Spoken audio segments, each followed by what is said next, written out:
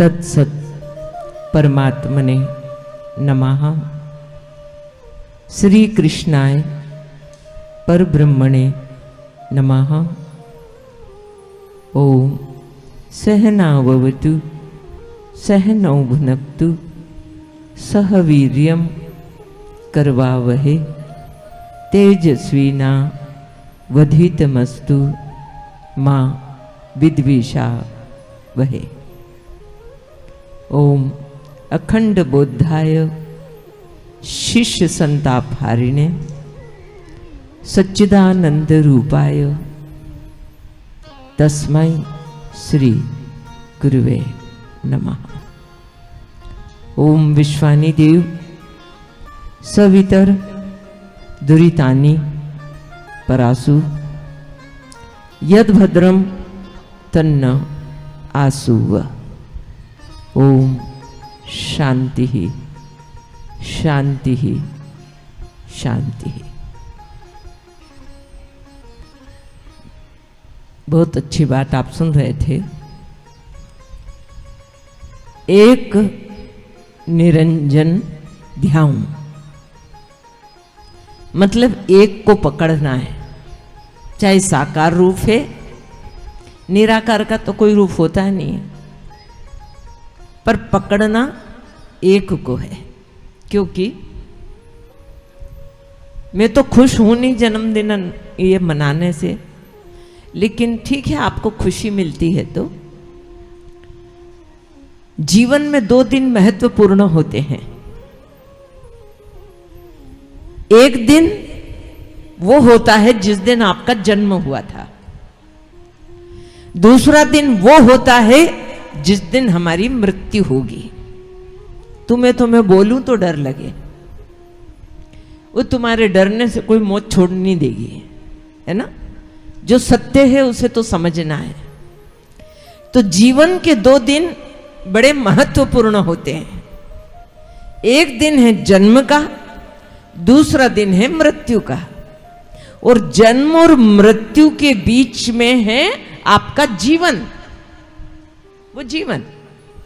पर खास बात क्या है, जिस दिन हम जन्म लेते हैं उस दिन भगवान हमें देखता है।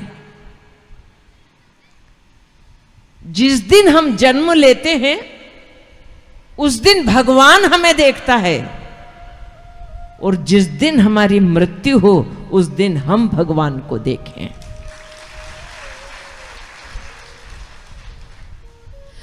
और उस समय हम भगवान को देख पाए उसके लिए क्या करना पड़ेगा। ये जो बीच का फासला है ना, इसमें साधना सतत चलानी पड़ेगी। जन्म से लगा के आपको साधना जारी रखनी पड़ेगी, तब जाके आखिरी में आप भगवान को देख पाएंगे।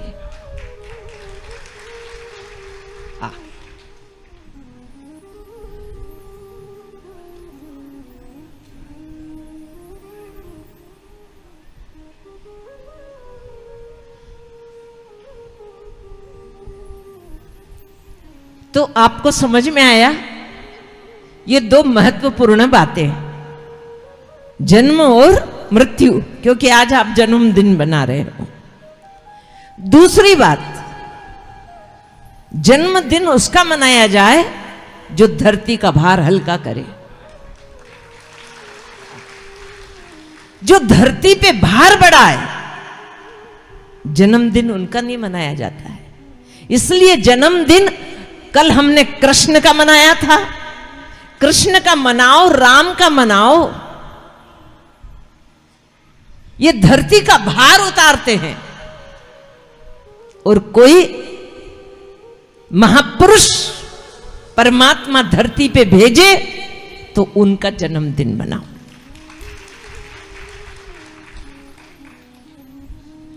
अगर मैं भौतिक बात बोलूं तो जन्मदिन दुख का दिन है।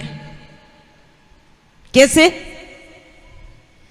हमारी जो भी आयु निर्धारित की है हमारे प्रारब्ध ने, विधाता ने, उसमें से हमारा 1 वर्ष कम हो गया। तो भौतिक दृष्टि से देखा जाए तो जन्मदिन दुख का दिन है, हमारी आयु का कुछ समय मतलब 1 साल और कम हो चुका। और आध्यात्मिक दृष्टि से देखा जाए तो जन्मदिन आनंद का दिन है। क्यों? हम एक कदम साल भर में परमात्मा की ओर आगे बढ़ गए, तो खुशी का दिन है, खुशी का दिन है। और आपके कदम कहा है कि कलम सोच समझ के उठाना, बहुत सोच समझ के उठाना कलम, क्योंकि शब्दों में बड़ा कमाल होता है। और कैसे होता है? एक दोनों आंखों से अंधा था और भिखारी था। वो अंधा रोड पे बैठा हुआ था अपना भिक्षा पात्र लेकर के। लोग आते हैं 10 पैसे 20 पैसे 54 रुपया डाल जाते हैं।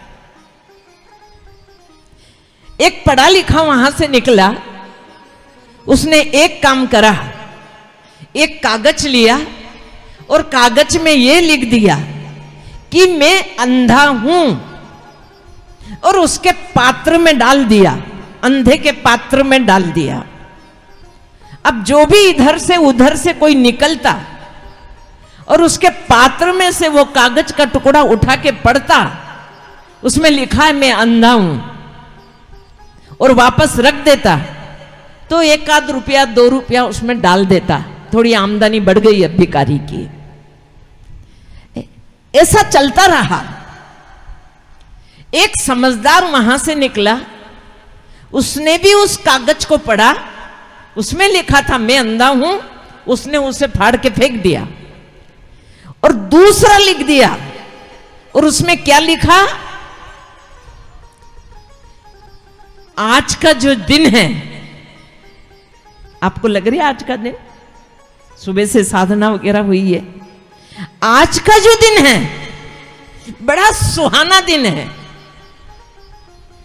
बड़ा आनंद का दिन है, लेकिन मैं अंधा हूं इसलिए देख नहीं पाता हूं। ध्यान देना, ये भी कृपा मिली है। आपको याद है नहीं, एक पूर्णिमा की 14 पे एक बहन को लाए थे, आंखों की पलकें नहीं खुल रही थी, 5 दिन से बंद उसकी आंखों की पलकें नहीं खुल रही थी। इंदौर ले गए उसे, वहां भी नहीं खुली, डॉक्टरों ने भी हाथ टेक दिए। वो इधर से निकले, आश्रम पे नजर चली गई, आश्रम को देख के मन बना के चलो दर्शन करते हुए चले, इसे दर्शन करा ले, है ना। लेके आए, जो भी है, सब बैठे हुए थे, पूरा हल भरा था ध्यान कक्ष।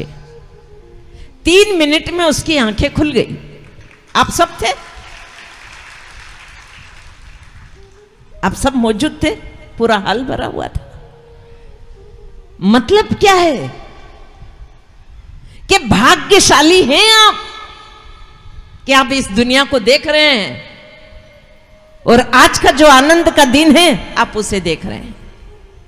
पर्चे में क्या लिखा था कि बड़ा सुहाना सुंदर दिन है, लेकिन मैं अंधा होने के कारण देख नहीं पाता। तो जो पढ़ते हैं और लोगों का मन बनता है, वारे भगवान हमें आंख वाला बनाया तूने, ये तो सुंदर दिन ही नहीं देख सकता, ये परमात्मा की बनाई सुंदर सृष्टि भी नहीं देख सकता। तो उसकी आमदनी बढ़ गई, पैसा ज्यादा आने लगा अंधे को। तो अंधा कहने लगा कि क्या शब्दों में इतना बड़ा कमाल है कि जब पर्चे में लिखा था मैं अंधा, आमदनी ज्यादा नहीं हुई, लेकिन आज का दिन आज ही की बात करना, कल की बात ही मत करना, क्योंकि काल है ना, कल को आने देता ही नहीं है। ये ध्यान रख लेना कि हम कल कर लेंगे कोई अच्छा काम, वो काल कल को आने देता ही नहीं है। तुम आज की ही बात कर लो।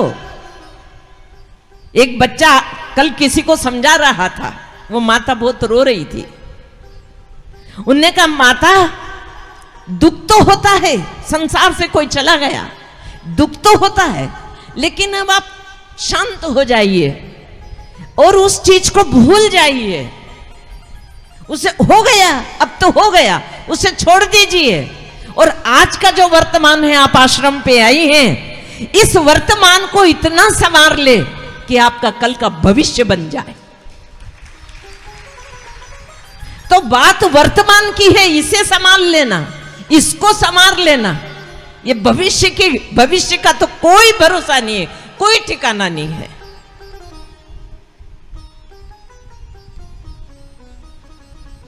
इसे संवार लेना। तो शब्दों में अंधे को विचार आया कि इतने रुपए आने लगे, मैं तो धनवान होने चला, क्या शब्दों में इतना बड़ा कमाल है? हाँ, इतना बड़ा कमाल है। इसलिए कलम, दोनों ने कलम ही उठाई थी ना, रास्ते चलने वालों ने। कलम सोच समझ के उठाना, और दूसरी बात है कदम सोच समझ के उठाना। घर से कहां जा रहे हो, सोच समझ के कदम उठाना।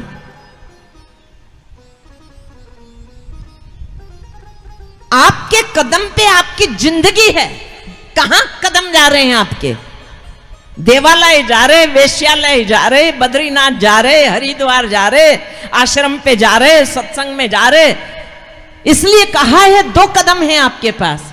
एक कदम संसार की तरफ उठाना, और एक कदम आश्रम, सत्संग, मंदिर की तरफ उठा लेना।